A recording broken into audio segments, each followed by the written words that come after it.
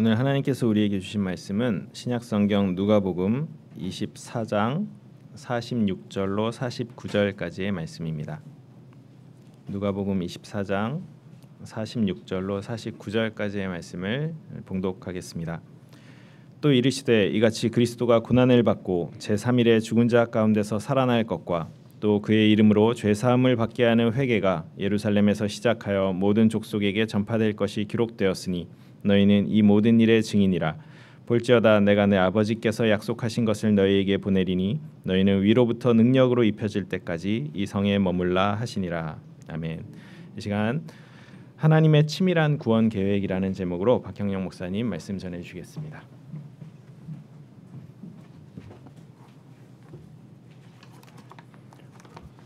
반갑습니다.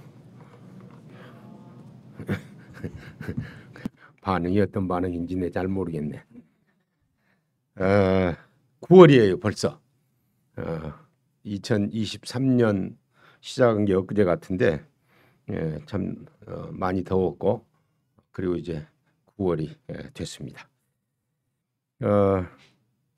제가 꽤 오래 전에 윤남중 목사님, 지금 하늘나라에 계시는데 새순교회 목사님이셨는데 마침 그때 이제 제가 새순교회 협동 목사로 그 청년들 지도를 했어요. 지금 다 장로님들이고 이제 교회 리더들인데 그때 윤남중 목사님이 그 미국 풀러 신학교에 가셔가지고 한 3개월 정도 그 공부를 하시겠다고 저보고 이 주일날 설교를 하래요. 그래 제가 첫날 올라가서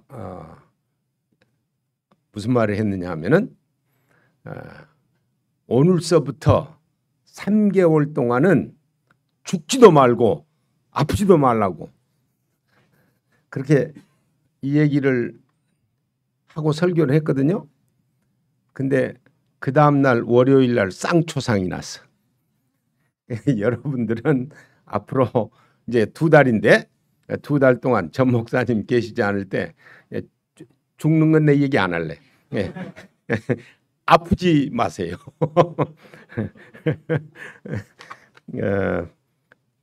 앞으로 이제 한 2달 동안 제가 말씀을 전하고 그리고 오후는 6번만 하라고 그래요. 그래서 6번 동안 야고보서 문제를 이제 얘기를 하려고 하는데 이따 그 오후 시간에는 이제 좀 더 자세하게 얘기를 할 것이고요. 오늘서부터 제가 말씀을 같이 나누도록 그렇게 하겠습니다.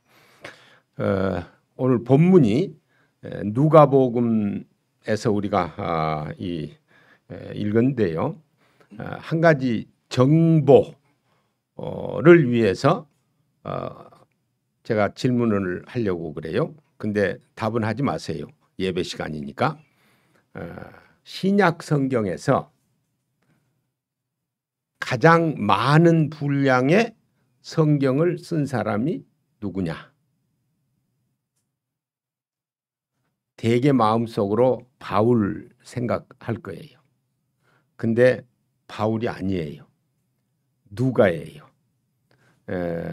13개의 서신을 썼기 때문에 거의 절반을 썼기 때문에 우리 머릿속에 그냥 바울이 곧바로 나오는데 장수로 따지면 바울이 많이 썼어요. 장수로. 근데 집에 가셔서 한번 계산해 보세요. 난 그런 걸 계산 잘 하거든. 계산을 해보면 절수로 따지면요. 누가가 훨씬 많습니다. 그래서 장수는 바울이 35장 더 많이 썼고 절수로는 누가가 461절을 더 많이 썼어요. 그러니까 누가가 더 많이 쓴 겁니다. 근데 오늘 누가복음을 우리가 지금 대하고 있는데요. 누가복음은 여러분들이 누가복음 1장 1절서부터 볼 때에 이미 누가의 마음 속에 누가복음에서는 예수 그리스도의 공생의 기간 동안에 있었던 것을 자세하게 데오빌로 각하에게 이 얘기를 하기를 원하는, 즉 예수님의 메시아로서의 사역을, 하나님의 아들로서의 사역을 자세하게 기록하기를 원하는 마음이 있었고, 그 다음에 사도행전에서는 예수님 승천 이후에 계속적으로 그의 교회를 통해서 복음이 땅끝까지 전파되는 이 하나님의 구속 계획을 쓰기를 원하는 마음이 그의 마음속에 있어서 이걸 정리를 한 거예요. 그런데 오늘 본문 누가복음 24장은 이제 여러분들이 24장 하면 예수님께서 실제적으로 죽으시고 부활한 이후, 즉 40일 동안 계시면서 하신 말씀입니다. 그 40일 동안 있으면서 하신 말씀이 여기 46절에서부터 49절까지 그렇게 이 얘기를 본문을 정했는데요. 바로 그 전에 예수님께서 44절에 보면 이르시되 내가 너희와 함께 있을 때에 너희에게 말한 바 곧 모세의 율법과 선지자의 글과 시편에 나를 가리켜 기록된 모든 것이 이루어져야 하리라 한 말이 이것이라, 이렇게 말씀을 했거든요.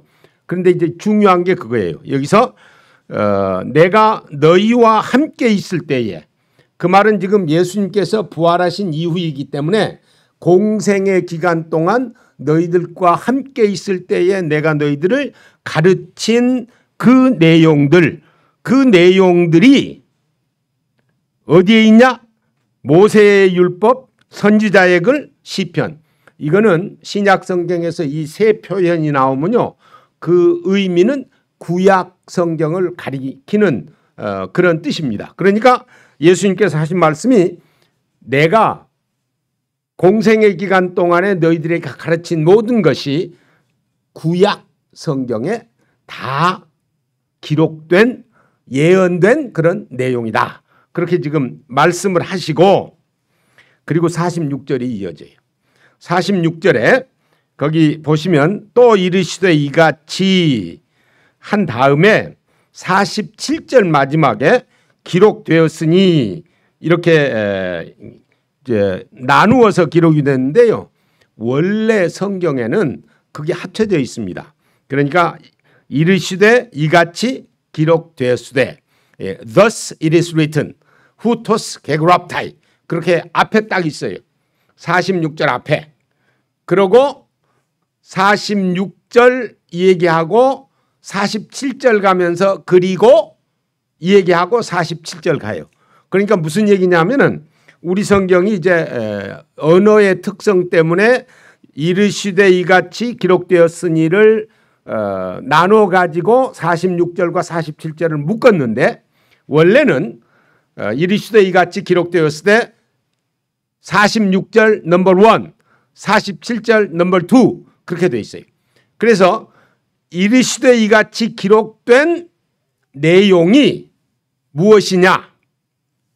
넘버 1, 46절 예수 그리스도의 죽음과 부활.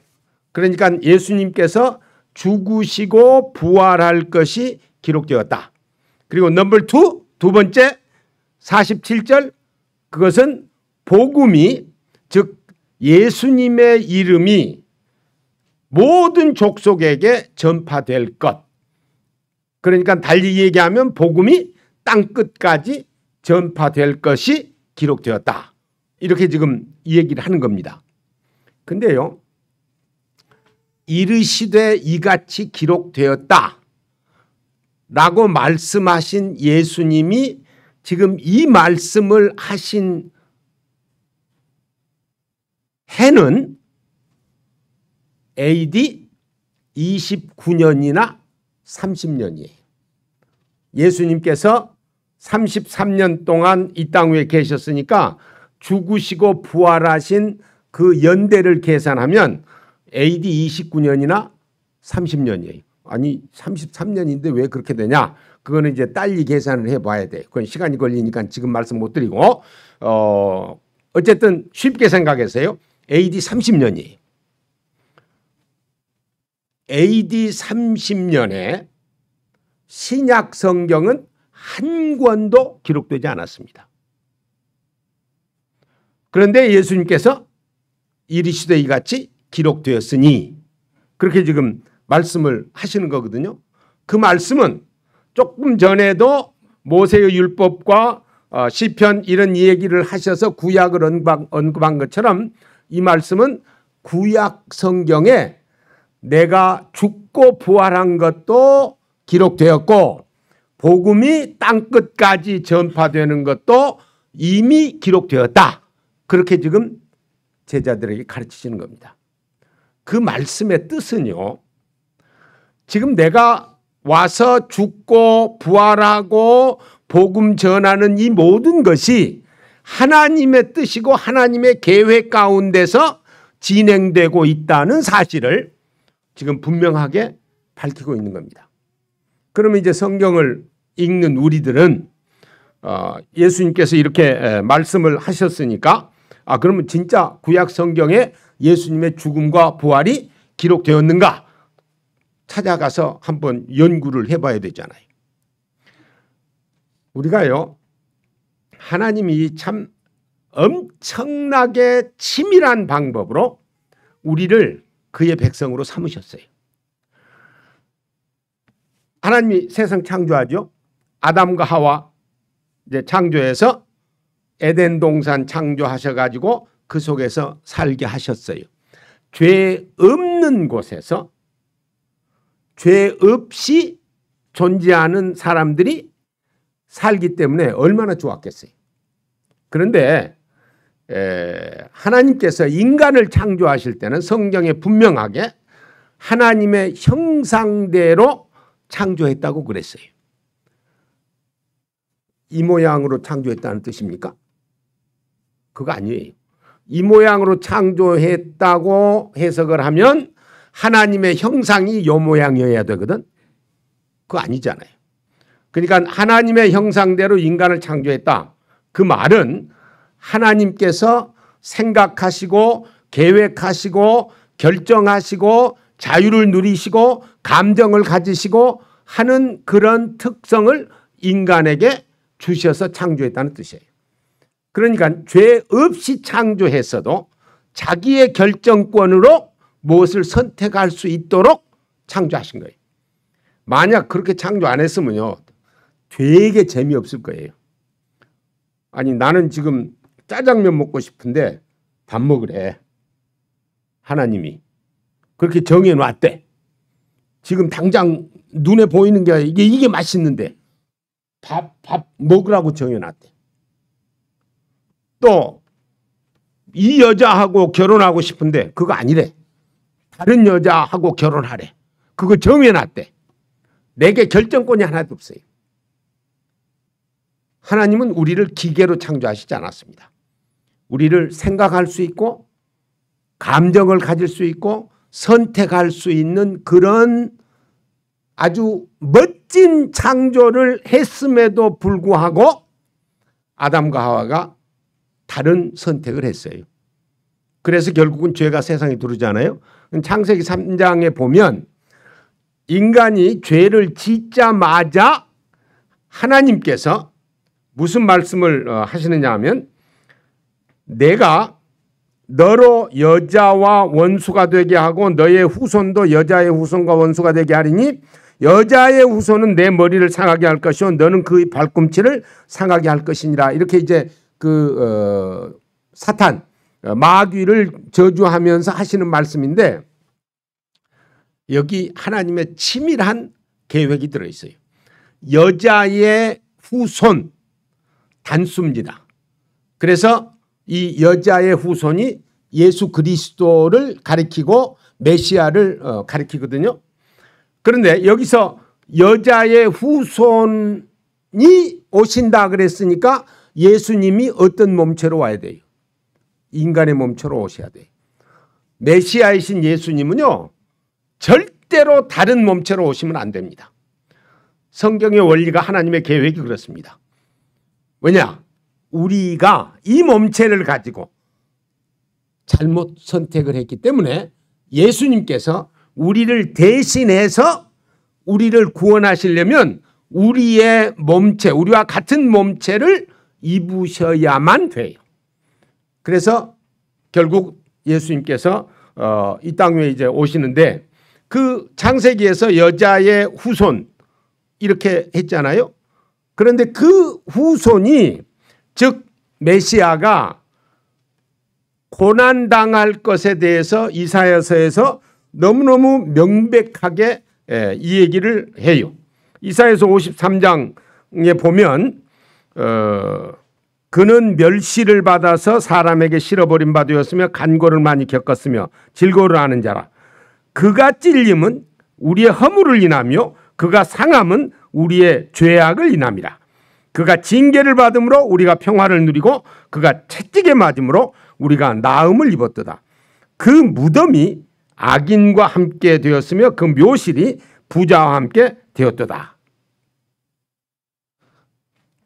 예수님께서 어디에 묻히실 것까지, 요한복음 19장에서는 결국은 아리마대 사람 요셉의 무덤에 묻히실 것, 그것까지 분명하게 얘기를 했어요. 또 시편 22편에서 예수님께서 얼마나 그 고난 당하실 때의 모습을 적나라하게 이 얘기를 했느냐 하면은, 내가 내 모든 뼈를 셀 수 있나이다. 저희가 나를 주목하여 보고 내 겉옷을 나누며 속옷을 제비 뽑나이다. 이게 마태복음에 그대로 예수님이 고난당하신 것을 묘사해 놓은 내용이거든요. 그뿐만 아니라 구약에서요, 이 메시아, 즉 여자의 아들이 어디에서 태어날 것까지 분명하게 얘기를 해요. 그게 결국은 이 베들레헴, 우리가 베들레헴에서 예수님께서 태어난 것을 아는데, 거기 미가서 5장 2절에 보면 베들레헴 에브라다야, 너는 유다 족속 중에 작을지라도 이스라엘을 다스리는 자가 내게서 내게로 나올 것이라. 그의 근본은 상고의 태초에니라.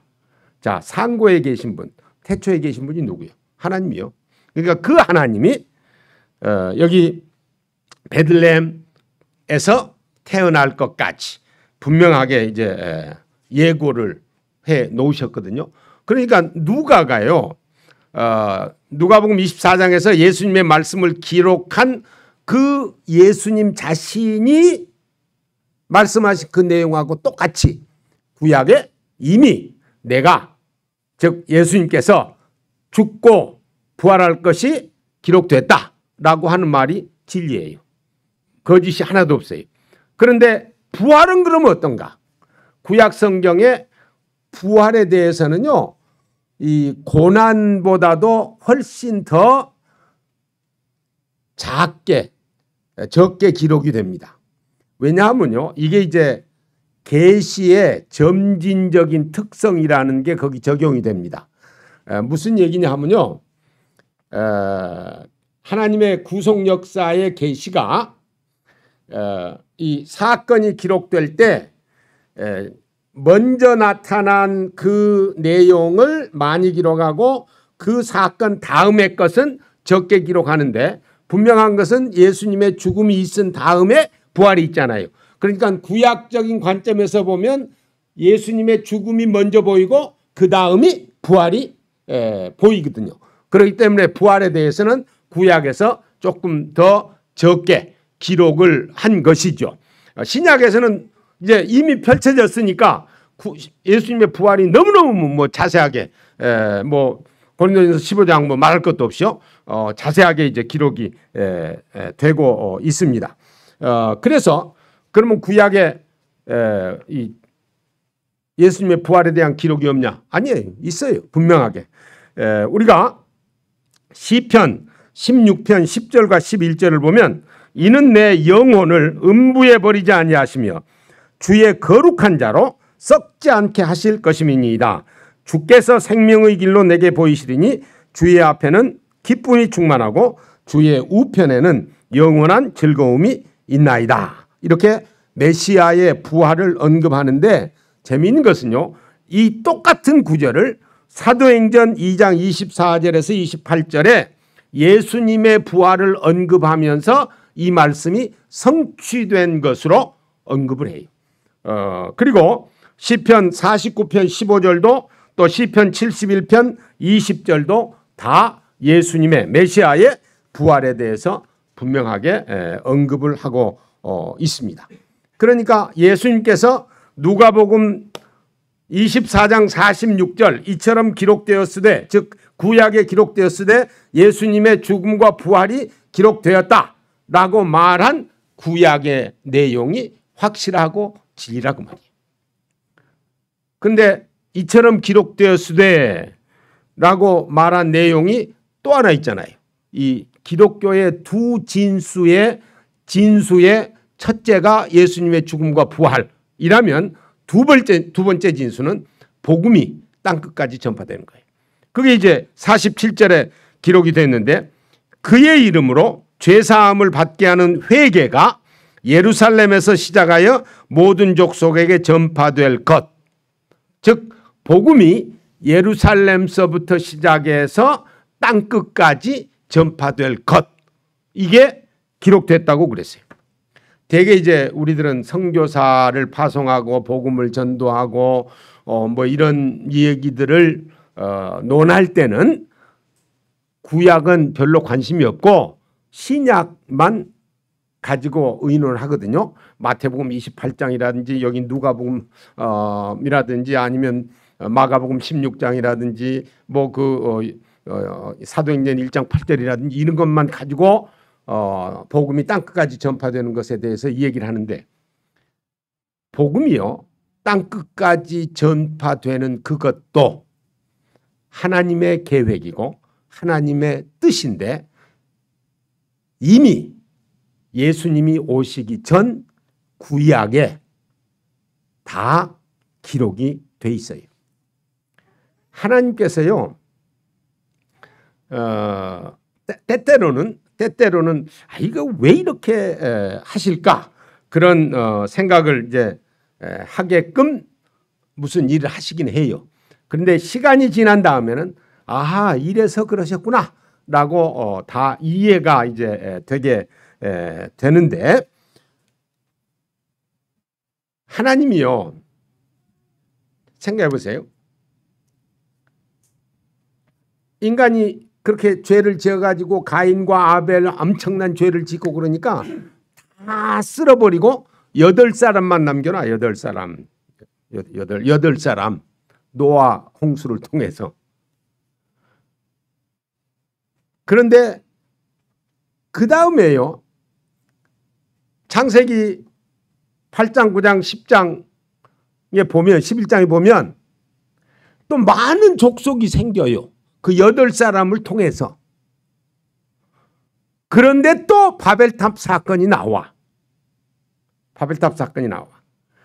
이 과정 중에 기억을 해야 하실 것은요, 하나님이 자기 백성 이스라엘 백성만 생각하신 게 아니고 모든 인류를 생각하시면서 하나님과 교제하며 하나님을 경배하면서 사는 백성들이 얼마나 축복된 존재들이라는 것을 믿지 않는 사람들에게 보여주도록 하는 역할을 늘 하나님께서는 계획을 하세요.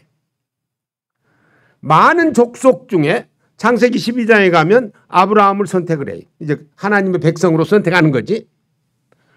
그 하나님의 백성을 삼으신 그 이유가, 하나님이 저 친구들은 그냥 뭐 지대로 살도록 내버려둬. 너희들만 나하고 복작복작 잘 살자. 재밌게 살아라. 이런 생각으로 아브라함을 선택한 게 아니에요.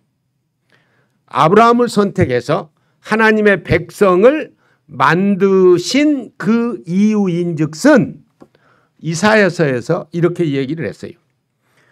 이사야서에 보면 이사야서 49장 6절에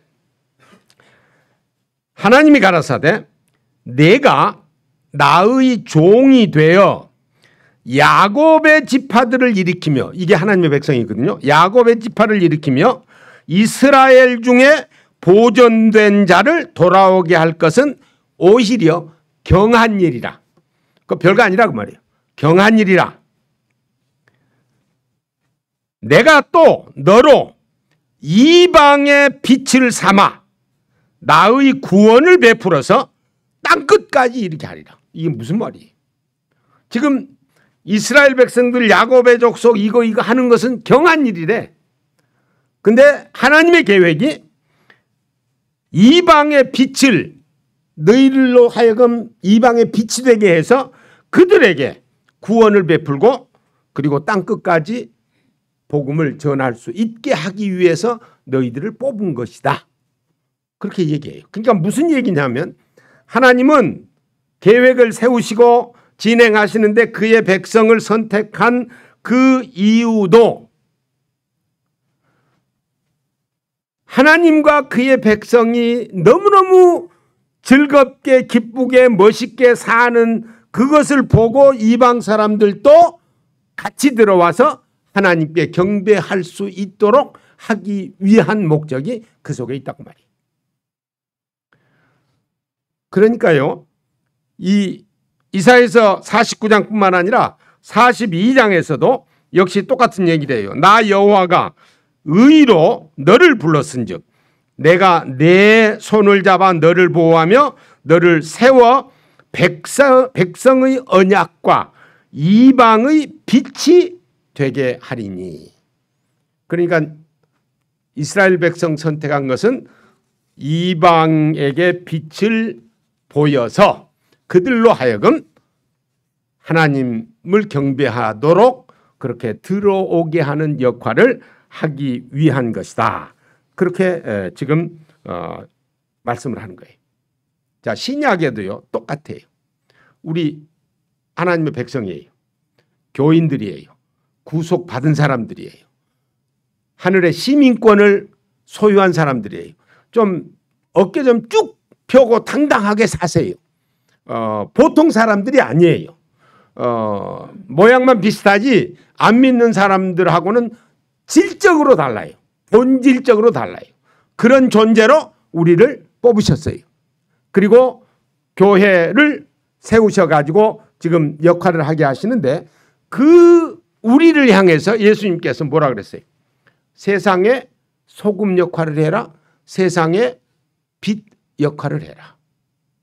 똑같은 얘기예요.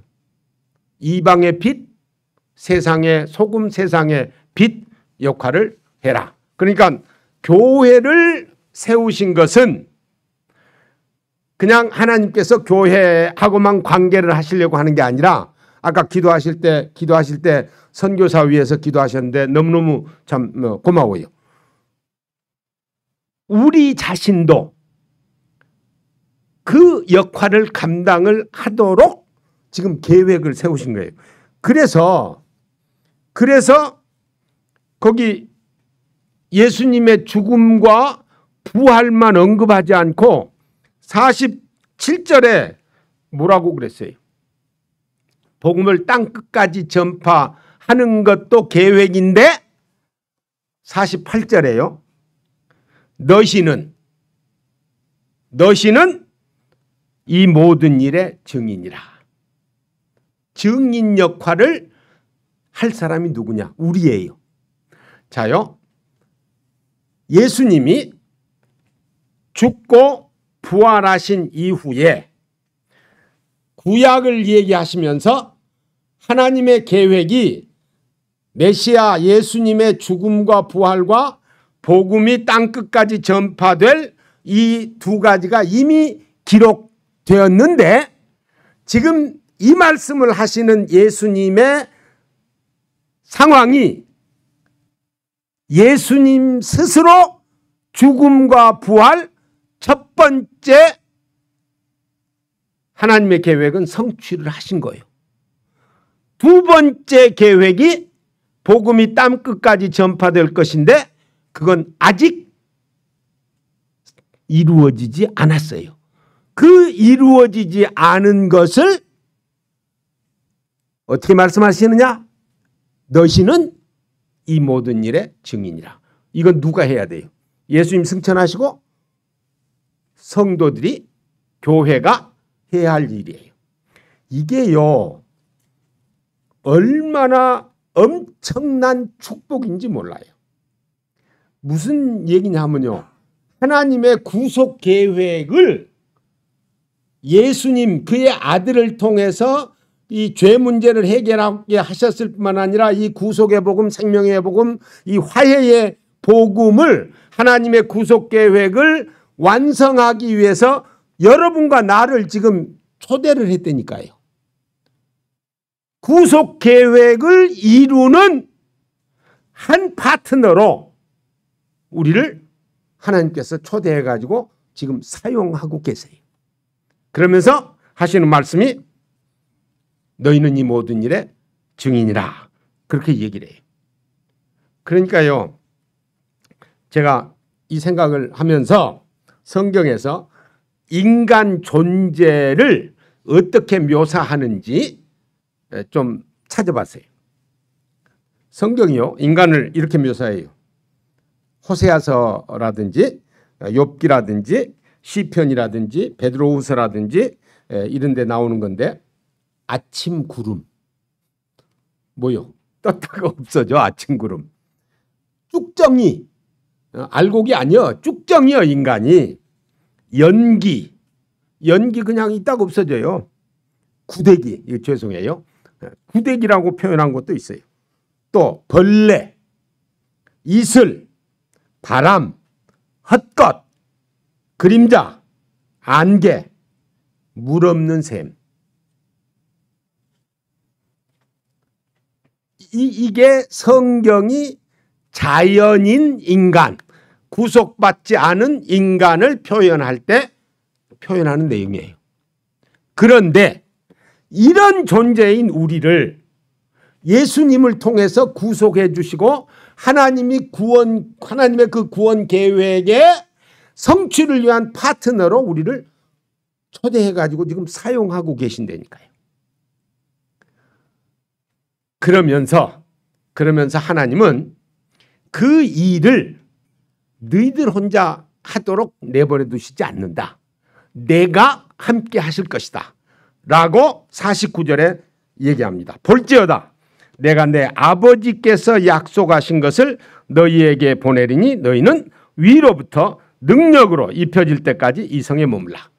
즉 성령의 오심, 즉 오순절 사건을 얘기를 하면서 그 오순절 사건이 있어서 능력으로 덧입혀질 그때까지 이 성에 머물러, 즉 예루살렘에 머물러서 그 능력을 받고 내가 너희들을 사용해서 복음을 땅끝까지 전파할 수 있도록 할 테니 나와 함께 내 뜻을 이루어 가도록 하자라고 지금 말씀하고 계시는 겁니다. 우리를 그렇게 멋있게 만들었어요. 우리를 그런 엄청난 존재로 그렇게 만들어 주셨는데, 이제 우리가 해야 할 것은요, 우리는 대개 선교사 보내고 가만히 있어요. 그게 이 소위 태만의 죄라는 죄를 짓고 있는 겁니다. 이 sin of omission, 그러니까 오미트한, 제거한 sin. 그러니까 다른 거 해야 할 일이 있는데 그거 안 하고 그냥 있는 거예요. 근데 그걸 우리가 깊이 생각을 하고 우리의 말로, 우리의 삶으로, 우리의 행동으로, 즉 예수님께서 우리를 구속 역사 성취를 위해서 초청하신 그 초청에 부응하는 삶을 살아야 돼요. 한 얘기만 예를 들고 말씀을 마치려고 그러는데, 뉴욕에 가면요, 라과디아 에어포트라는 비행장이 있습니다. 케네디가 있고 라과디아가 있는데, 케네디는 크고 라과디아는 조금 퀸시에 있는데 거기 있어요. 그 라과디아 에어포트 그 이름의 유래가 어떻게 됐냐면은 라과디아라는 이름의 판사가 계셨어요. 그 이제 판사가 그 어느 날 법정에 있는데 아주 꾀죄죄한 노인이 경찰한테 붙잡혀 가지고 이제 심판받으러 들어온 거예요. 그래서 판사가 물었죠. 왜 이렇게 붙들려 왔냐고. 그러니까 너무너무 참 가난해서 먹을 것도 없고 아무것도 없어 가지고 배가 너무 고파서 빵 한 조각 도적질해서 먹으려다가 붙잡혀서 여기까지 왔습니다.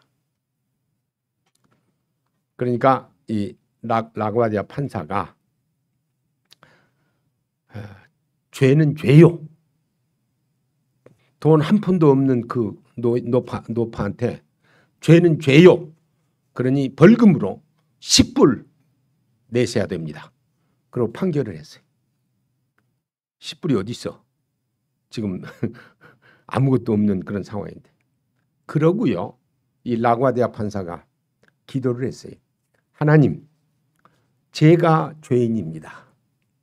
제가 여기 뉴욕에 살면서 나는 호의호식하고 이렇게 굶는 사람이 있는 것도 깨닫지 못하고 그렇게 살아왔으니 내가 죄인입니다. 그리고 자기가 지갑에서 10불을 내서 대신 그 벌금을 내드려요. 그리고 그 이제 법정에 그 서기한테 이제 그 모자 돌리는 거 있잖아요. 방청객한테 모자를 돌리라 그랬어요. 그러니까 즉석 헌금을 받은 거지. 즉석 헌금이 48불이 나왔어요. 그래서 그것을 48불을 그 노인에게 드리면서 이거 가지고 가셔서 잡수시고 싶은 것 실컷 잡수십시오. 그리고 다 떨어지면 나한테 오십시오. 다른 일 하시지 말고 뭐 훔치지 말고 나한테 오십시오. 그렇게 하고 이분이 판사 일을 하다가 그 다음에 시장에 당선이 돼요. 그래서 라과디아라는 이름의 공항이 뉴욕에 생긴 겁니다. 이 라과디아 판사는요, 태만의 죄를 짓질 않았어요. 그가 판사로서 할 수 있는, 성도로서 할 수 있는 일을 했습니다. 우리가 그저 뭐 어떻게 생각하면 쉽게 예수님을 믿을 수도 있지만 즐겁게는 믿으세요. 항상 웃으세요. 그리고 긍정적으로 생각하세요. 아침에 웃으면서 생각하세요. 이 거울 보고 하하하하 하고 웃으세요. 웃고 시작하는 게 찡그리고 시작하는 것보다 훨씬 낫습니다. 저는 항상 그렇습니다. 그래서 제가 웃음으로 강도, 권총 강도도 쫓아냈잖아요. 그건 지금 이 얘기 안 하려고 하는데, 왜? 기독교인이라는 게, 성도라는 게 이 세상에서 보통 존재가 아니에요. 고난은 있어요. 그러나 그 고난을 어떻게 극복하느냐 하는 게 중요하지, 고난이 없을 걸 기대하지 마세요. 바라기는 우리 한누리교회 모든 성도들, 하나님께서 우리를 이 고상한 요청을 하셔서 우리로 하여금 구속 역사 성취의 한 파트너로 삼으셨다는 이 생각을 하고, 그리고 늘 우리의 말과 그리고 삶과 행동으로 주님의 뜻을 이루어 갈 수 있기를 소원합니다. 기도하시겠습니다. 거룩하신 주님, 은혜를 감사합니다. 우리가 누구입니까? 내세울 것도 없고 아무것도 참 주님을 기쁘게 할 수 있는 게 없는데 그럼에도 불구하고 저희들을 선택하셔서 하나님의 백성으로 삼으시고 또 그 위에 우리를 사용해 주셔서 하나님의 계획을 이루시는데 사용하신 것 진심으로 감사합니다.